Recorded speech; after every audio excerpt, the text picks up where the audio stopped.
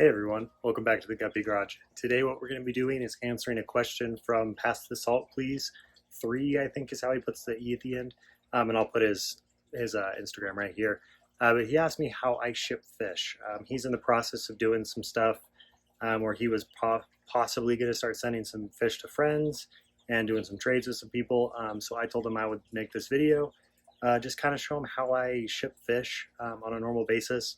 I do a couple things differently than most do, and I've got a couple different supplies, so I'll put in both options for you guys so that you can see which ways I do it. So let's get started. Also, if you hear some clucking in the background, it's just because I've got some baby chicks in here growing out so that we can put them out into the outside coop. So what we've got here, we'll just start from this one. We've got the ammonia blocking pads. You can get these at PetSmart, Walmart, I think sometimes carries them online. You can get them from your local fish store, wherever. I've just got some scrap paper that I use to cover the heat packs. These are the best heat packs as far as shipping animals go. They're 72 hours. They are a little bit expensive, but definitely get your animal there alive. And then if you're doing like a quicker, one-day service, you can use something like this just for a quick shipment. Make sure that you label your boxes as well with something like this that just tells them that there's something perishable. You can write live fish as well on there. You're going to need bags. And then this is something that I do different than most is I do styrofoam cups. I'll show you what I do with those. And then you're going to need a box. I just am reusing a box that I got from Aquarium COOP. So any type of box like this is just a flat rate box, which is probably the best box that there is because the price is always the same. And then another option is the styrofoam. You can line your whole box with the styrofoam. Or I've got some of this. I did some like grocery shopping online and they sent me some of the perishable items in this. So I have a whole pile in that corner. Sorry about the mess. It's absolutely crazy over there. I've got a whole pile full of these kind of like insulation pads. And I really like these. They're really, really good. They keep the boxes nice and warm.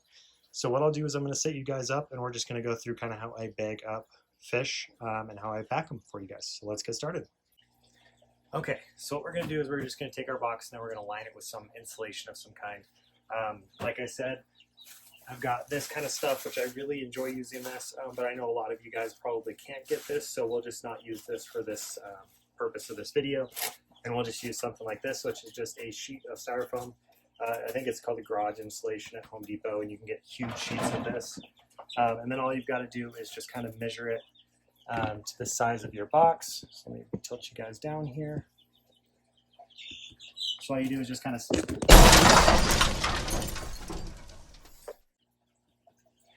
Okay, sorry about that. So what you do is you just kind of set it on the box, and then I kind of make lines like this just to know where to cut.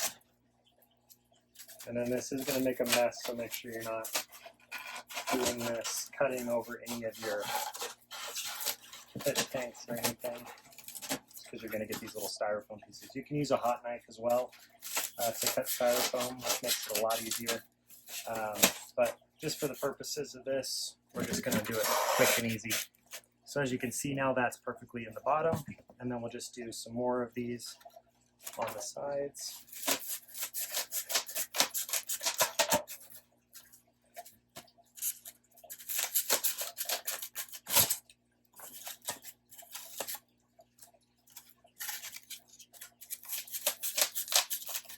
This does make quite a big mess, so you're going to have to do some cleanup when you're done packing your fish.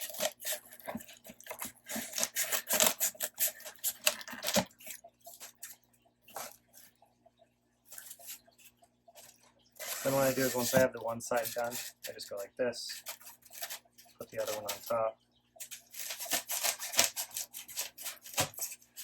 and that way I know I'm cutting the same size for two of my sides. So I've got one,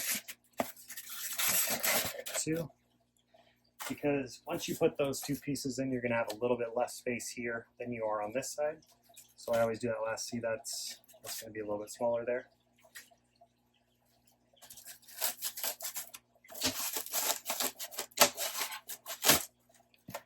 And this is probably the most common material used to ship fish. just because it is so readily available. You can get styrofoam from almost anywhere. So that's probably the easiest for everyone to obtain. That's why I'm using it in this demonstration for you guys.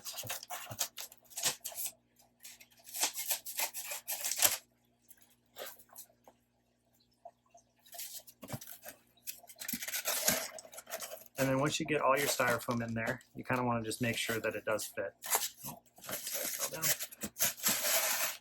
There we go. Okay, so now we've got all 4 sides in, and then we'll put one on the top once we're done with the actual packing. So let's get to the actual packing of the fish now.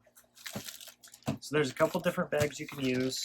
Just for the purposes of this video, I'm just going to be using regular bags. Just because breather bags are usually what I'll use. But as far as like if you're going to be shipping a fish to someone, you're probably not going to do a whole lot of breather bags just because of how expensive they are.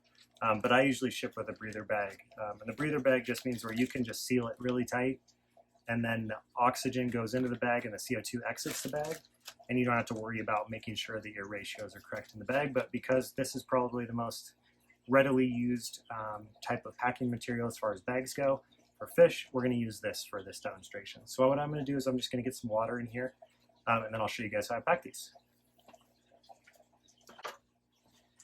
Okay, so now I've got water in here. This is just tap water because I'm not actually going to put any fish in here, just for demonstration purposes. And then what I do is I take one of these, and it's just the ammonia blocker pads, and I'll cut a little piece off and I'll toss that in the bag. And what that does is that just makes sure that if ammonia is building up in your bag, it's not going to do any harm to your fish. Then what you're going to do, you're going to take your bag like this, you're going to grab really quick, and that's going to leave oxygen in your bag. This ratio is not quite perfect. You want about 50-50, but I put a little bit too much water in here. And then once you grab your bag, you're just going to twist and twist and twist until you've got it where you can actually tie it.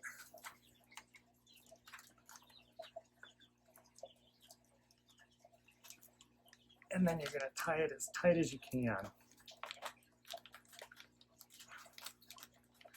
I know some people are going to use rubber bands like your fish store does, but I feel like tying a knot is sometimes even more secure than rubber bands. So that's what we're going to do just for this demonstration. So that's one way to pack a bag. Now what I'm going to do is I'm going to untie this, if I can now, because I tied it really tight. Let me see if I can get it undone here.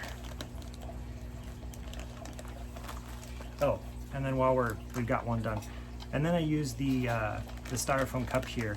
And what I do in my breather bags, because they're a lot smaller, is I'll actually put the bag inside of the styrofoam cup, and that just helps if there's any leakage of any kind. Then that all stays in that cup, and you don't have to worry too much about any leakage destroying your box or your heater pack or any of that kind of stuff. Get this untied here. Okay. So here is another way of packing a bag. So make sure you got some air in there. Grab really high, grab tight.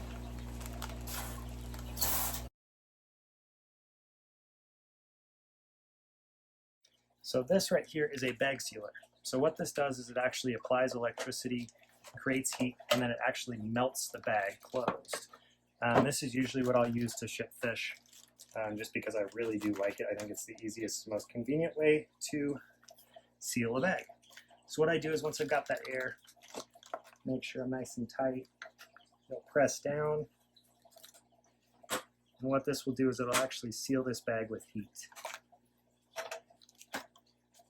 And as you can see right there, I've got a plastic melted seal. Oh, we do have a little drip there, so what you're going to do, since we did one seal, I'll come back in and do a second.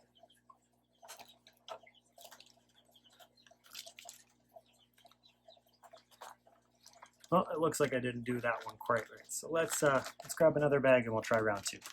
So this is just, trial and error. Usually with the breather bags, I don't have as much water in there. So it's not going to be as much space, and I'm not going to have to worry too much about the oxygen being in this bag. But since we're doing it this way for you guys, we'll just do it the correct way.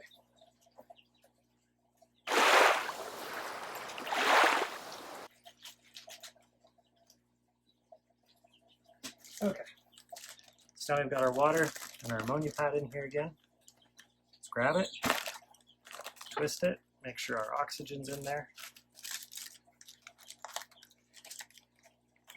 Make sure this is nice and dry. That's probably what happened the first time around. And so when you're doing it this way, you're more than likely going to be using a breather bag. So this is kind of how we're going to be doing it. And then you're going to just press and seal, and then the breather bag would actually seal closed. So as you can see now, that is sealed nice and tight, no drips. And this is usually the way that I will send them in breather bags, but because they're so expensive, I didn't want to do a test with them. But this is normally what the bag would look like when I ship you guys a fish. And then I would have the fish inside of the styrofoam cup. Depending on what fish it is, it'll be the bigger or the smaller cup. And then this just keeps them a little bit more stable and solid inside of the box as well. And then I'll make sure that the seal is on the top. And then if anything does leak out, we still have a lot of water content inside of that cup.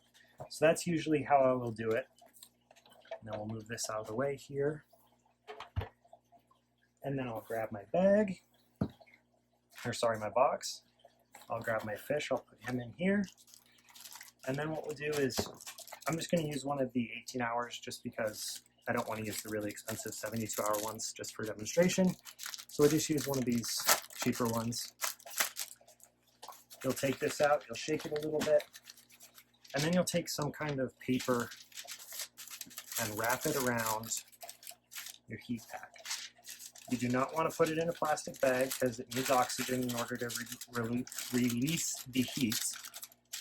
Once you've got it wrapped up pretty good like that, you're going to want to put a piece of tape just to kind of hold that in there, but since we're not really worrying too much about that, and then you'll set it in there, and then you'll use whatever packing material you've got left, whether it be some more styrofoam, or some scrap paper, whatever you've got to seal in there. And then what we're going to do is we're just going to take one more piece of the styrofoam, and then we're going to cut it